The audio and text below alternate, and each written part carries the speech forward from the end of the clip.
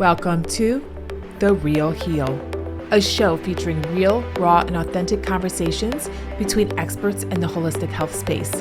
This is your chance to be a fly on the wall, listening to a 100% organic, unscripted chat about topics in the holistic health world that most aren't even talking about. And believe me, we are holding nothing back. I am your host, Dr. Renee Wallenstein, also known as the Libidoologist, double board certified doc, entrepreneur, as well as healthcare disruptor. I have navigated the traditional world of medicine in overcoming my own personal health obstacles, and I had to take matters into my own hands when the system was failing me. Now, I'm shaking things up and sharing my message while collaborating with other experts in my holistic health community to bring you answers to your burning questions about not only getting well naturally, but sustaining that newfound good health. Each week, I will bring you an expert guest, and we will address not only the physical components of optimal health, but also the mental and spiritual influences that will set you up for a long life of limitless energy, self-confidence, and joy so you can get the real heal for good. So if you're ready, let's get into it. Matt, I am so excited to have you on the show because we're going to go down little rabbit holes today that I don't think we've ever been down in the show for the past 4 years. So I'm really excited to learn from you, for my audience to learn from you. But before we get into it, let us, tell us a little bit about yourself and how you got doing what you're doing today. Yeah, thank you, Dr. Renee. Thanks for having me. I'm really excited to talk to you. Well, I'm a hypnotherapist, yoga teacher, and a life coach, and I got to hear from well, up until my 30s, I was in mostly like sales and customer service work. And then I was in such a toxic work environment, toxic for me anyway, that I just had to get out. And I made a complete shift into personal training. And that was in 06 maybe. And then through like personal training, my entire personal training career has been mostly about raising my clients' confidence. I guess what I'm trying to say. It's and doing that through getting their bodies strong and they're connecting their minds to it, and trying in my own way at that time, my non-expert way, so to speak, was handling, like the body dysmorphia and that type of thing. And then in 2017, I became a yoga teacher. And then in 2018 or 19, I got into hypnotherapy and neurolinguistic programming. And that has been where my passion shifted, because it's more of a healing modality, than I was using personal training as a healing modality, so to speak. And so I just recently made a shift over full-time, just bumped my camera, full-time into hypnotherapy and coaching, which that was just like a month ago. Wow. Super new. And that's the thing. You've got so many hats that you wear throughout your career that I would love to touch on a few of them. And of course, we're going to speak about hypnotherapy because a lot of my members of my audience probably don't even know what it is, or if they heard it, they don't like, does that really work? So we're going to get to that. Yeah. So little teaser there, you got to stay for a little more of the conversation if you want to learn a little bit more about hypnotherapy, but don't be afraid to reel me in. Dr. I won't, and I'll probably just sit here, take notes, and just enjoy the conversation because, you're speaking what I love to talk about as well. But you've studied it a lot more, so I cannot wait to learn from you as well. And I said before you hit record, this podcast really started for selfish means because I wanted to learn, I wanted to network, I wanted to meet these experts like yourself across the country and even around the world that are doing such amazing work. And we can learn a lot from you. So hopefully we'll get as much as we can get in, our next 45 minutes, half hour, 45 minutes, but let's start by talking about the subconscious. subconscious mind, because I think, again, a lot of these terms that you have, even, NLP and all the things, like they're a lot of people hear them, they just don't know what they are. So let's start with talking about the subconscious mind. Now you talk about making friends with your subconscious mind. Like, how do we do that? So to give just like a cursory definition or example of the subconscious mind, I'm working with the model that the subconscious mind runs everything that you're not consciously aware of. So the subconscious mind is, keeps your heart beating, your blood flowing, keeps you from biting off your tongue when you're chewing, just strange things like that, that you may not think about. And, the conscious mind is our here and now, what we're conscious of. And so to use my favorite metaphor for this is that if you think of a ship and the conscious mind is a captain of the ship, the crew is the subconscious mind, and the ship is the body. And so the crew runs the ship. It maintains the ship, making sure that, it's not overheating, or it's not, clickety clacketing over here. And if it does, it tells the captain. And then the thing is like when stuff starts going sour in our lives, usually it's because the subconscious mind, the conscious mind aren't in rapport. Because the crew doesn't ever want to do anything. Its main directive is to maintain the wellness of the ship. So it would never do anything to jeopardize the ship.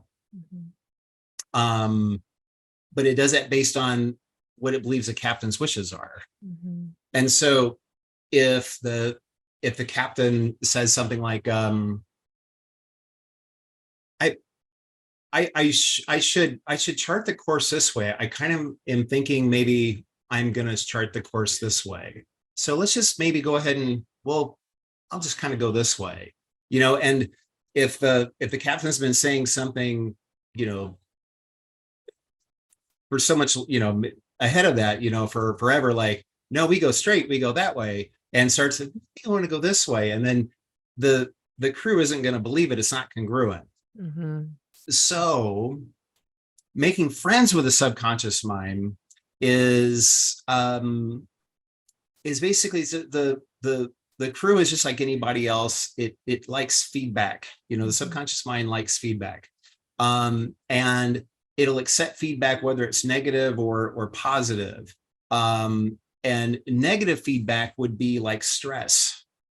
So I used to have a problem getting to my 6 a.m. appointments on time, when I was personal training. And I would get there like right at 6 or at 5:59 or 6:01, depending on the client and depending on how, how their punctuality was, or how they, how they thought about it. And on the times that I would use my will and make myself get there like 10 minutes early, I would almost have like the attitude like, yeah, of course I did. I'm supposed to get there 10 minutes early. And I wouldn't congratulate myself, so to speak. And if you compare that with the subconscious mind, so the subconscious mind it's either like, what's more exciting? Nothing, or me going, being in and out of traffic and wondering if I'm going to make it, even if it's negative, it's still exciting, And so to make friends with the subconscious mind means, every time that something goes right for you, every time you get a good idea, you stick to your plan, you have a good night's sleep. You say, thank you, subconscious mind. Thank you. Wow, I appreciate that. Good work. And just make that a habit. And then once you make that a habit, it really does make a difference. It really does, I promise. Your subconscious mind, can it talk you? So you were talking about the captain wanting to go a different direction than usual, and the crew's like, oh, I don't know about that. Can your subconscious mind, if obviously can talk you out of it, right? To say like, oh, we've never gone there. You don't know what's there. Like you might you start doubting yourself essentially Yeah. because it's something you've never done before. Yeah. And so can the conscious mind, so if you think of like, going back to the ship and the crew is like looking like, man, we're overheating, this needs to be tightened. This needs to be loosened. This needs to be this and that. We need to do some maintenance, and then it might send the signal to the captain like, hey, could we slow down? Could we port and, rest? Let's fix this. And then the captain could, have that attitude of like, all or nothing. No, forward, always forward, never backward. I don't have a rear view mirror. I'm, in it to win it. All that stuff, the grind culture, today's grind culture. And so it just runs the ship harder. And then all of a sudden something happens, something breaks. You see it all the time in the fitness industry. They keep pushing, they keep pushing, they keep pushing. And, the regular people pushing themselves like they're getting ready for the Olympics, and they're not getting ready for anything. And all of a sudden this snap, there goes their Achilles tendon, because they weren't listening to the body. So then there's that's the conscious mind, talking them out of it or just overriding it. And then the subconscious mind could also send the signal like, hey, we're doing good down here. We're going, we're only running 50 knots, so we can run 100, you want, let's go faster. We can go faster. Yeah. And then the captain could be like, ooh, no, my grandfather did that and hit an iceberg, and they write songs about it. I'm not doing it, Yeah. So they're just not in rapport. But Gotcha. yeah. And if you're specifically asking about like the little voice inside of us that's telling us, yes, no, or you stink or whatever, then yeah, that can be the subconscious mind too. Yeah. What I'm hearing is, it sounds like, the subconscious mind kind of likes excitement, which you're saying about, the rushing. So like, why get there early and just sit around when your body's like, oh, I like the excitement of like, zooming through traffic and that stress of possibly being late. But I also hear that the subconscious mind wants to keep us safe. It's there to help us thrive and survive, not only thrive, but survive, basically the most primal level. Right. And so doing all those functions of our body, but not only that, like you were saying, like if that grind culture of go, and your body's like, oh, we need to fix this or repair this, and I see that a lot with the women I work with. It's that burnout, it's that grind, got to go. And sometimes it's conscious and sometimes I don't know if it's very conscious because they wear so many hats and they feel it, all that self-talk, which we're going to talk about in a second, of like that they have to do, and they're guilty if they don't do it, and all the things that, and they're so rushed that they're not in tune with what their body's telling them, that like slow down, take a breath, breathe, period. These women are not breathing. Nope. And that just, your body can only take so much for so long. And ultimately, if you start listening to it sooner rather than later, then possibly you won't get to that crash. Yes. But exactly. A lot of people I work with have just crashed and burned. So, and I was one of them. So I'm talking from experience here. So you also, you referenced how in the fitness, when you first started, you were in the fitness industry and then kind of evolved. And it's all, what I'm hearing also is like that basic core foundational concept of teaching people to be more confident or improve their self-confidence, whether it be in the gym, lifting weights, or now using your other modalities. Yeah. How do you do that now? Like, because it feels like, yes, you're in the gym, you have to be with the person, but now it sounds like you have a lot of other modalities that you can do it remotely, and you can probably teach us a thing or two today. Okay. Well, you don't have to give them all, just a couple of ways. Yeah. So this is another thing about the subconscious mind. So it's very childlike. It's your imagination. It loves to play. And it's said that that children, they're up and well, so, I always think, Dr. Renee, I think of my nephew, when he was, I don't know, he was still high chair age, but he was old enough to kind of feed himself, and he was sitting at our table and he was doing this. Oh, how interesting. Yeah. And I said to my mom, I like, what's he doing? Because I'm only 14 or 15, I'm just a kid myself. And my mom said, he's talking to his friends, Mm. and and so like up to a certain age, there's really no critical mind. So it's all that stuff where like, the wrap a towel around their neck and think they have a cape and all this stuff. And you can see it, they really believe it. So the subconscious mind is still always that way. And it's like it's like a child, like a 5-year-old with like a 300 IQ. It's really, really smart, but it misses some of the things. So when you embrace that play, and this is what I'm leading up to, it's pretty easy to raise your confidence. So the first thing to do is to change your physicality. And like in yoga, the fish, which is lying, with your upper back propped up with your arms out, to a T like this, that's the posture of confidence. It's up and, out. And so you lie in fish for long enough and breathe, in that body posture, you'll start to feel different.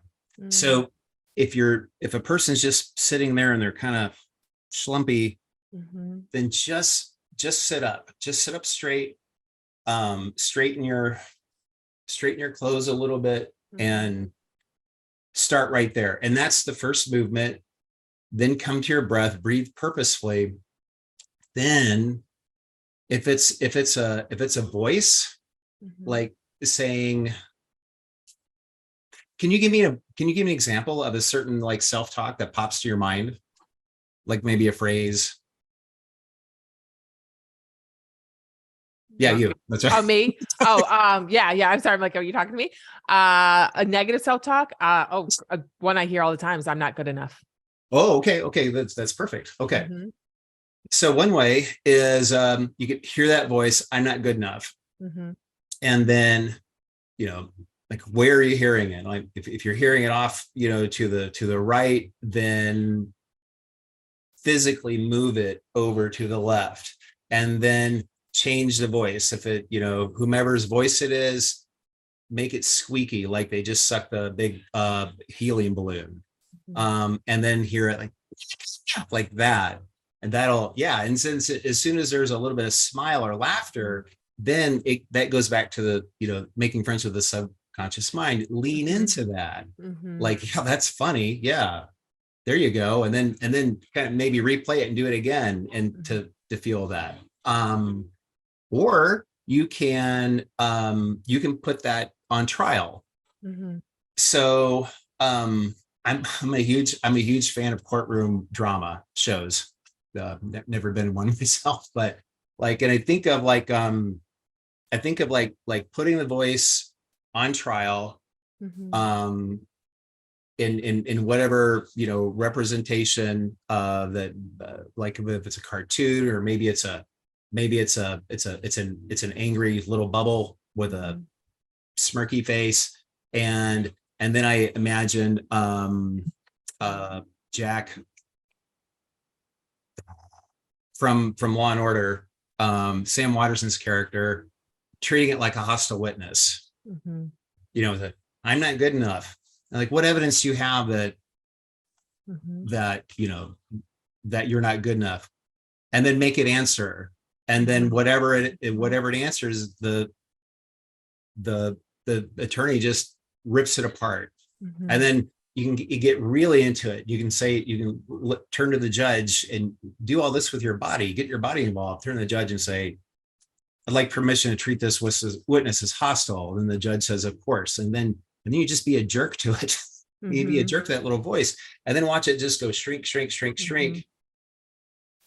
And if you practice something like that enough, you can do it like that. It doesn't have to take, a minute or two. You just know, like you you run it through that process in your mind, and just like, boom, the subconscious mind doesn't know time. So it can do it quickly. Got it. So, the most basic is you start with like recognizing how you're holding your body, right? Yeah. Like, because I think a lot of people, when they feel that way, or that little voice, their little negative self-talk is talking so loud in their ear that their body actually responds to that. So like, I think, I love that. Before I used to do big lectures, and, I used to do them in my functional medicine practice. Like, I've never loved public speaking, but as I've gotten older, I enjoy it more now. But I remember standing in front of my mirror and doing the Superwoman pose, right? Like I would just like, and it's amazing what that will do for you. Like I literally do that like a minute before walking out, and it worked for me. So that is very true. Sticking out your chest and just a power pose. And then I love it. You talk, make your subconscious, that little voice, kind of funny maybe, so you laugh at it, and again, it's interesting, when you are smiling, everything's better, right? Like you kind of laugh at like, oh. And if that doesn't work, like you said, start interrogating it, like why you say that. So I love that. I mean, I think it's very basic, and I think with practice, like you said, it can come very natural to a lot of people and be like, they just, again, it comes back, and this is a big word that circled my world in 2022. Now I'm huge. It's integrated into everything I do, is awareness. So you just have to be aware of your body posture, of that voice, of the tone of the voice, of, why it's saying what it's saying. And it does take a little more time, but, once you keep doing it, like you said, I mean, your self-confidence will soar and that voice will probably get quieter. Yes. And you no longer believe it. Also, I can imagine that, some people don't resonate with, like I actually said the words, be a jerk to it if you have to. Some people may not register with that, and some people might, think like, well, that little voice is in pain. I want to nurture it. I want to give it a hug. Then that works too. It's whatever, it's whatever you resonate with. So if you're the type of person who wants to pick up the little voice and hug it and say, no, that's not true. That's and then just feel the relief coming from the little voice, so to speak. But get the body involved. Like if you're going to do that, then pick it up and kind of do this. You know what I mean? I'm making the gesture of hugging. But the point is just get playful, and open, and your own subconscious mind will tell you what'll work. And I love that, because what just came to me as you said that is sometimes it is that little 4-year-old that's stuck in your body of something that happened. And by you not speaking hostilely to it, is that a word? I don't even know. That may be how that little 4-year-old was spoken to. And like you said, now maybe that 4-year-old just wants to be seen and heard. And by you just embracing that 4-year-old, that voice might get quieter because it feels seen and heard. Like, I recognize you, I see where you're coming from, but that's not me anymore, So I love both ways of coming at it. I'm probably the second. I'm the cuddler. I'm like, I see where you come from. There are certain things that I would be like a little hostile towards, but most of the times it's like the cuddly type, and then like, go away now. I sense that. That's why I said that. Yeah. So you, in your work, you utilize something called somatic movement. What is that? So again, this interview is going to be sort of unroofing a lot of these topics, and like, what are they? Because we hear this a lot. And again, everyone out there probably has a prejudged like notion of like, okay, I don't know, either I don't know what it is, or that sounds weird or whatever. So I would just like to debunk some of this here and just talk about what it is and what you can do with it. What do you use it for? It's just natural, sort of primordial movement, I suppose. So like, crawling, marching, walking, like marching in place, like lying on your belly and gently rolling to your back, and then rolling back to your belly. like an infant would. If you think of like, you pick up one leg and cross it over until spill over to your spill over to your belly, and it's just it's just very natural movement. Crossing the center line, if you take a line right down your right in front of your body, I think that's a sagittal plane, right? I bet you know that. Yeah. And then you're going to cross that, reaching and kind of anything in a striding pattern. So it doesn't have to be a certain number of like sets and reps and time and things like that.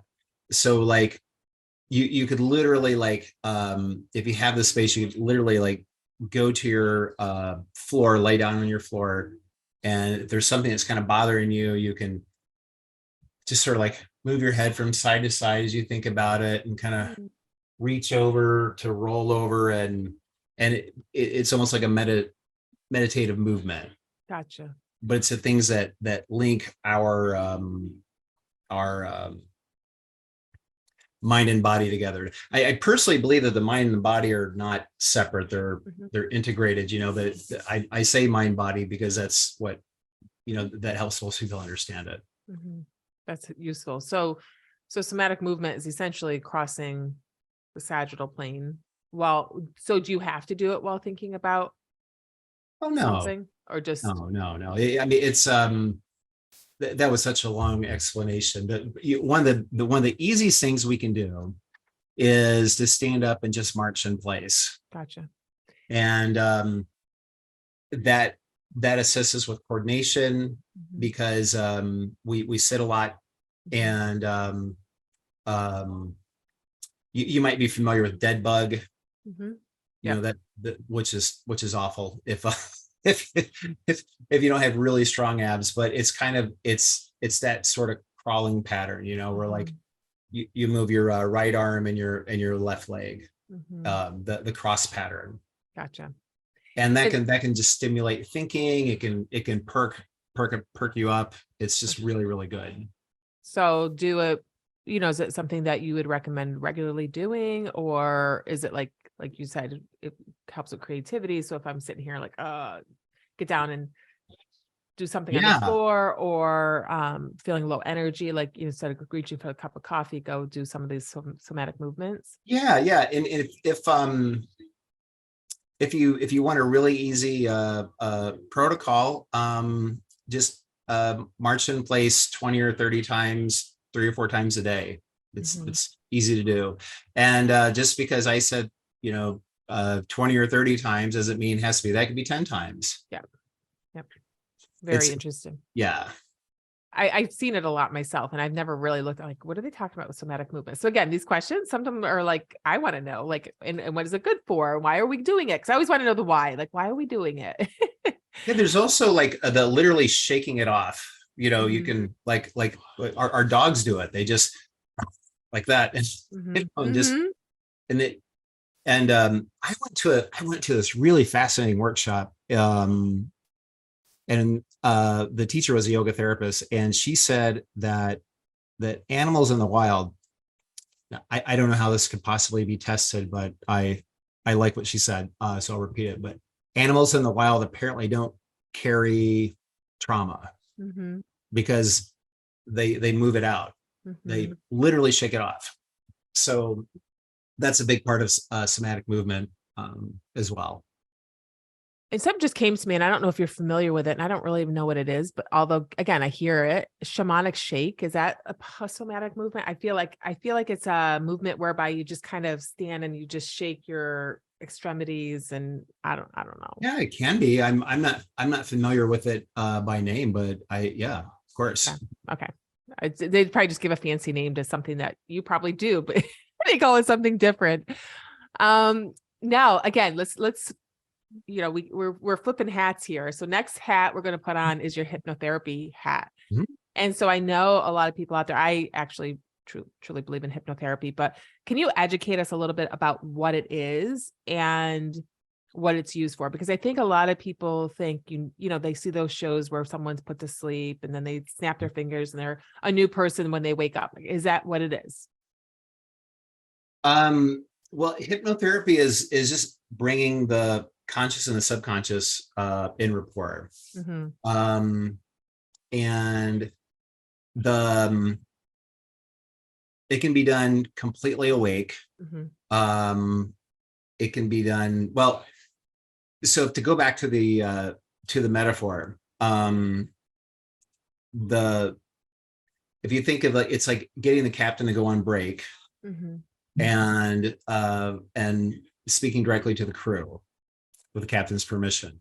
And so if that's the simplest way to look at it.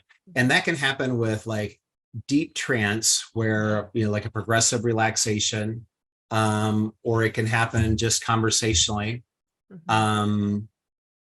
which is just an agreement that, so if you and I are working together in that capacity, and you have, you're at threshold, so to speak, with whatever block or problem you want to get rid of, then we could just have a conversation, and it'll just go away. It'll just kind of, it'll change, it'll shift. There'll be a shift, so trance is anytime like you're in the zone. And some common examples would be like if you've ever been to like a coffee shop or a bookstore anywhere, and there's all kinds of noise going on, but you're sharing company with a really dear friend, and you're just completely drawn into the conversation, and they just become the most fascinating person in the world, and then everything else just kind of turns into white noise. That's trance, and that's as good example of hypnosis as I can give to anyone who believes they've never experienced it, but we've all experienced it.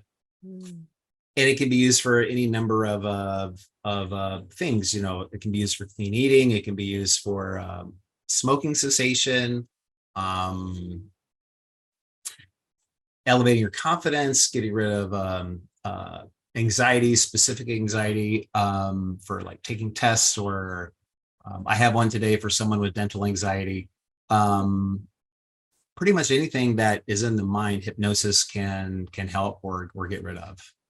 So what you're saying is you don't necessarily have to put them in like they don't have to close their eyes and you put a spell on them. No, well, it's not. I think that's what people think it is. Like you see these shows where someone goes up on stage and they're all, taken out of their body, like they're all look like their eyes are shut, and then they snap their fingers on a completely different person because this person, I don't know, cast a spell. I think it's just how it's portrayed that you see out there.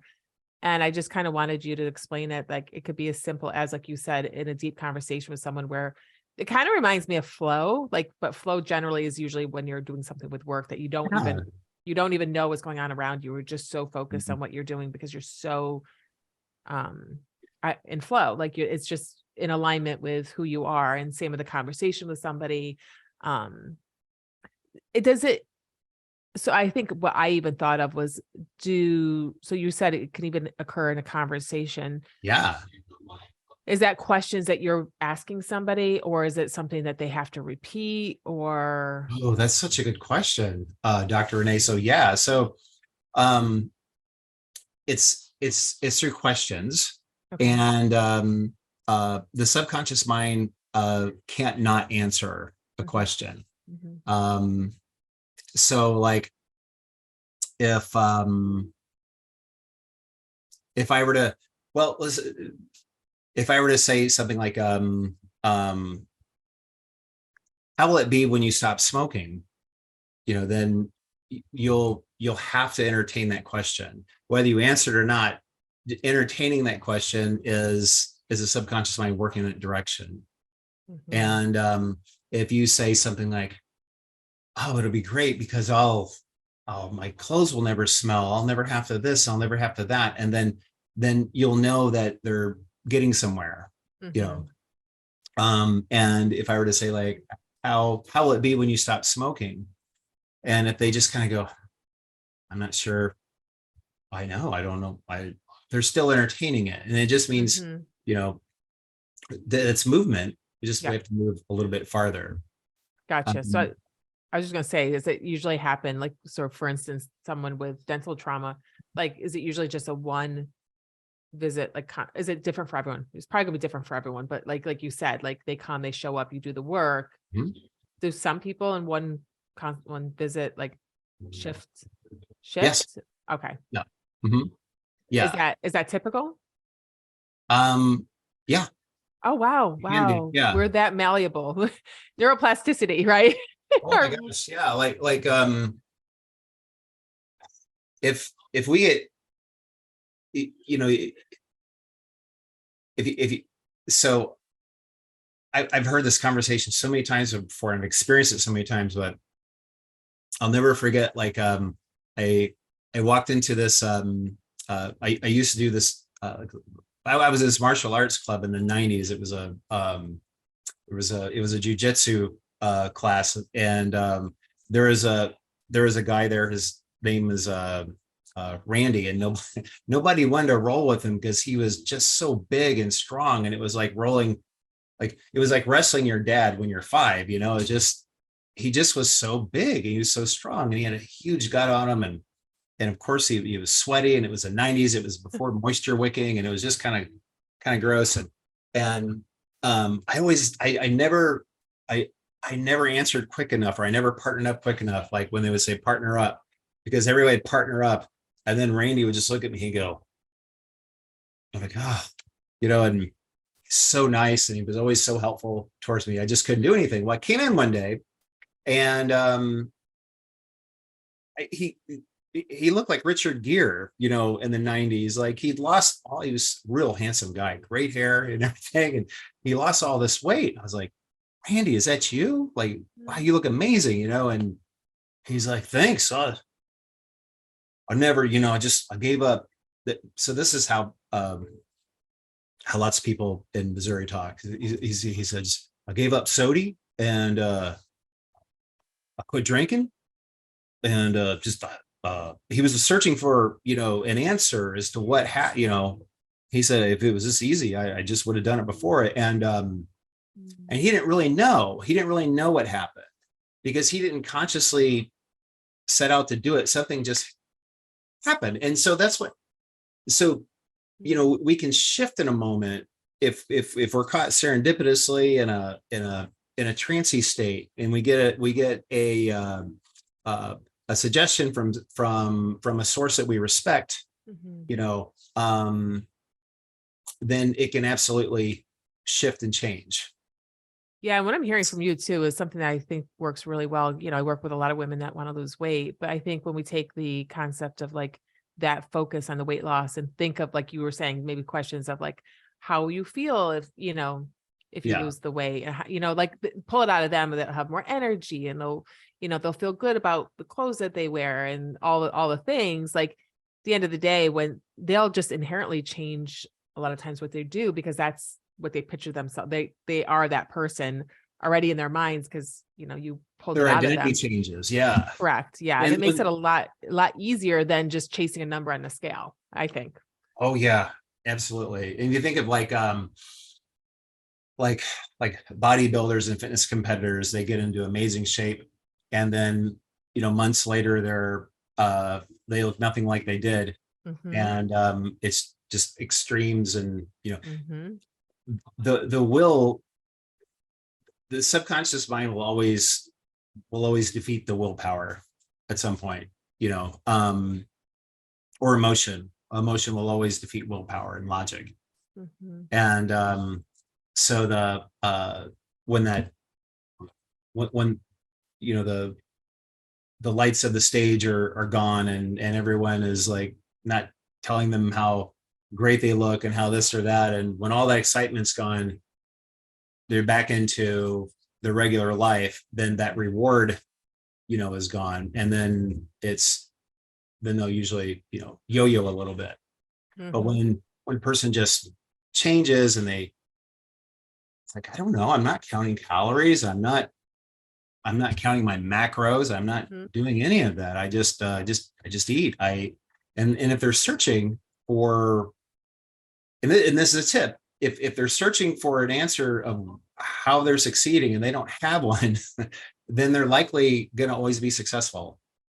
But if they have one, and and they're like, I did this, I did that, and it's slightly not congruent, meaning like, it's really hard, but I'm still doing this, and but I do miss, Chicken Wing Wednesday, but I am blah blah blah. They're likely, there's a better chance they'll slide in the other direction.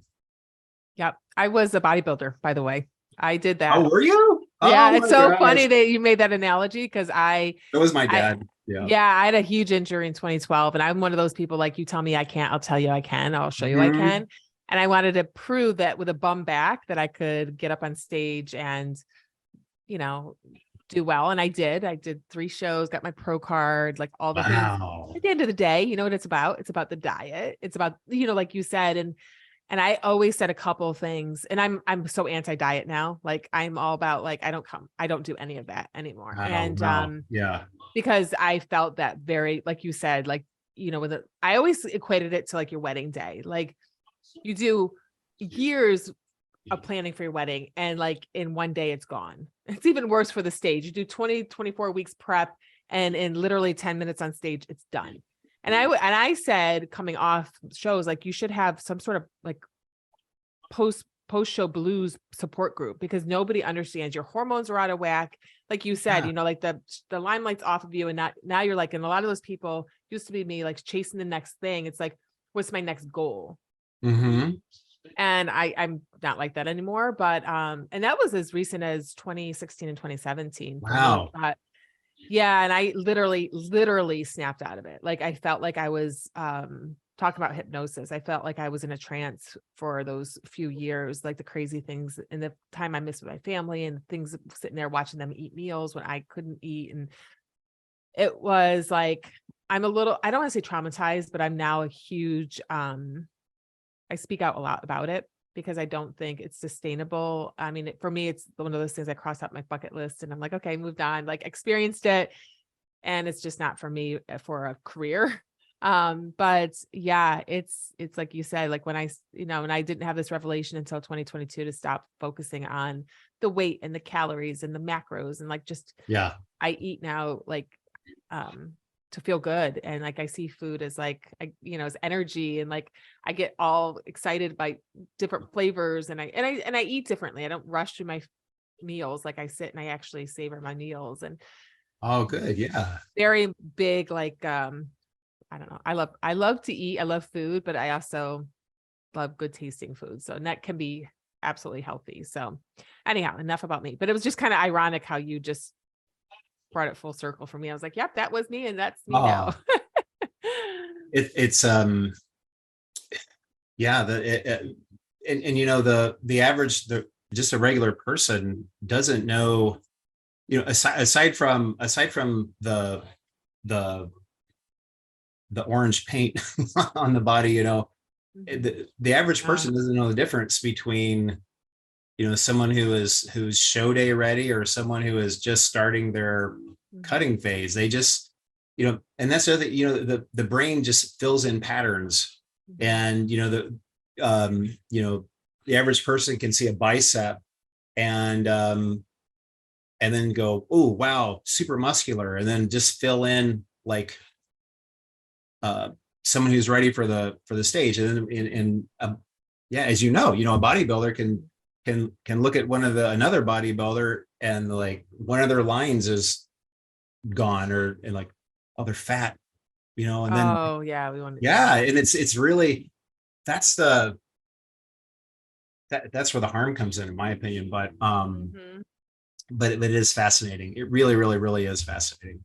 My recent trip to Hawaii actually did I watched a documentary on Netflix called, I think it's called Bigorexia. It's actually a condition for bodybuilders and like people that are just obsessed with like their body, like they're injecting things, but not only that, it's the chronic dieting and steroid, all the things that like Yeah. is extremes, but like it's a very real condition. And I agree. Like I had like very low body fat, and if I could find this least little bit of whatever to pinch, I thought I was fat.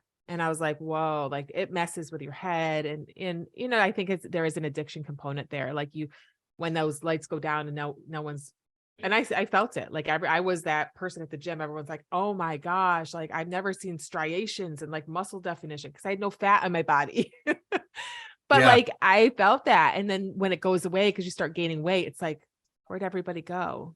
So yeah, I agree. Like chasing that image, chasing the accolades, it just was, it's a dead end street. It's just going to do more harm than good. So, oh Yeah. my goodness.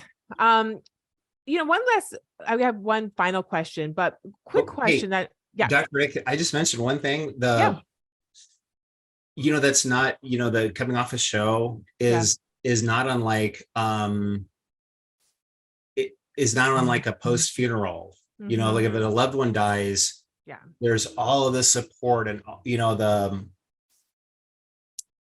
and excitement, if you will. Yep. And then when it's over, it's over. Everybody flies home, and that's the time to check in on the person, a week or two after all of the funeral stuff is gone. But it's you're right. It's a post blues thing, which is, it's very real. And I've experienced it and did better the second and third time, but nonetheless, there's a lot of first timers out there that are going to be in this vicious cycle. But anyhow, a new question I want to start asking my guest is, do you have a morning routine?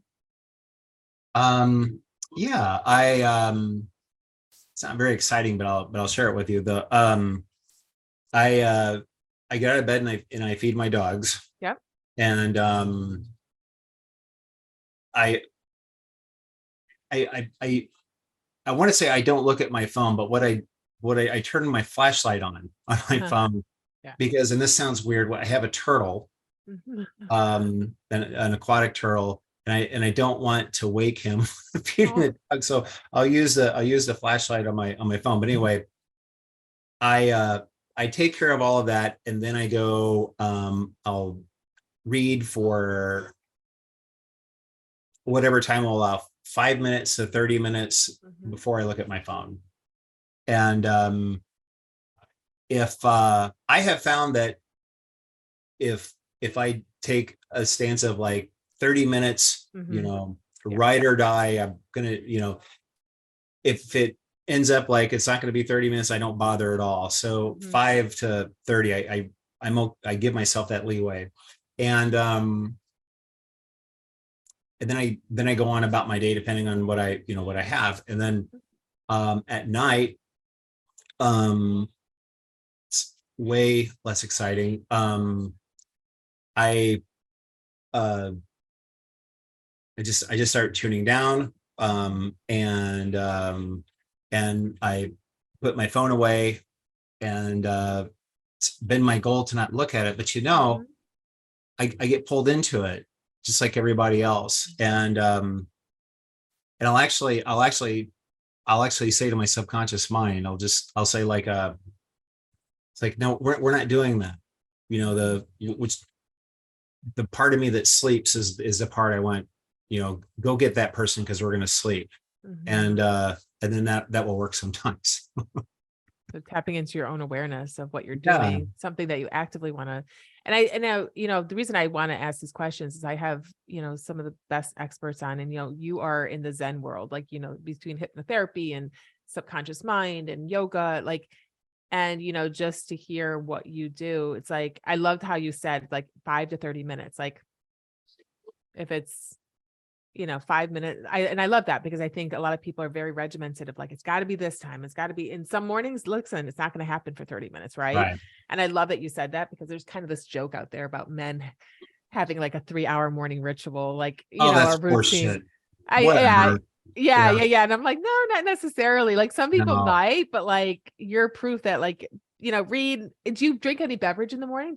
Are you a coffee drinker? I drink coffee and hot water. Yeah, I drink hot water throughout the day. Yeah. Gotcha. And, Yeah. I mean, I should have said it's horseshit. Maybe some of them do. Just as that's the whatever that is, the success culture, that's the bodybuilding version of it. That's the yeah. extreme. Yeah. Yeah. Yeah. I have to sit. That I Yeah. And take a full it's, bath and I just love how you reframe that, because I think a lot of people see that and say, well, I don't have 3 hours to dedicate, or 2 hours, or 1 hour even, to my morning routine or my evening routine. So I'm just not going to do it. And like, I think your message is like 5 minutes, I got it in. Like I did it. I started my day off in a good, and I know you're a big, you appreciate, or you love gratitude. I'm sure you yeah, use gratitude probably throughout the day, but always. Yeah, I always. wake with my dog next to me, and he's usually the one I first one I say I'm so grateful for. Yeah. He's a little snuggle bug. And last question is, what's one thing now that you wish you knew 5 or 10 years ago? Oh, well, this is perfect. The concept of stira sukham from Oh, yoga, which is stability and ease. So mm, that's literally the middle way. And so if you were to think of like standing in warrior one, which is basically like a front lunge with your arms up like this, and if you use all of your muscle energies or your bandhas and you seal in, you're just like, as hard and as strong as you can, then you'll burn out. mhm, And if you use hardly any, you look very, you won't be stable. yeah, So the stability and ease is, that somewhere between 1 and 10, so 1 being not much of anything, 10 being like, and then, keeping it 2 or 3 or 5, and keeping it mobile, keeping it mhm. um, mobile, but Fluid. yeah, Maybe? fluid, Yeah, dynamic, so that like when you need to, add a little bit more, you add a little bit more, yeah. and then that doesn't mean that, no, I'm going to stay there. You gotta just come back a little bit when you need to. So that Mhm, stability and ease. So if I mhm. had if I knew that 10 years ago, you know, lots of things, the few injuries that I have, have had in the gym, I wouldn't have had them probably. Mhm. So Yep. Myself as well. I'm finally learning that, like after years and years of the grind and pushing and all of it. Yeah, I'm learning to be more fluid and just navigate the middle. mhm. So this has been great. I mean, you've educated us on so much. You've really made it simple for us to understand some of these big words and these concepts that we hear out there all the time that we're just like, what is that? And like my audience, a lot of women are overwhelmed. They just don't even take the time to Google it even, because it's just like, I don't even want to know about that. So you really put a lot of concepts on the radar, a lot of healing modalities out there for my audience to explore. But final question is, how can my audience find you? Where do you like to hang out? Where are you on social media at all? Do you have a website? All the things. And Yeah. what are you doing currently? What do you have going on? Currently, I'm working on a course for hypnotists on creating metaphors quickly, Mhm. uh, and I'm speaking at the Heartland Hypnosis Conference in St. Louis the end of the month. I think it's 28th. Trying to look at my calendar, and then at Hypno Thoughts Live, the largest hypnosis conference in Las Vegas. I'm so excited about that in July.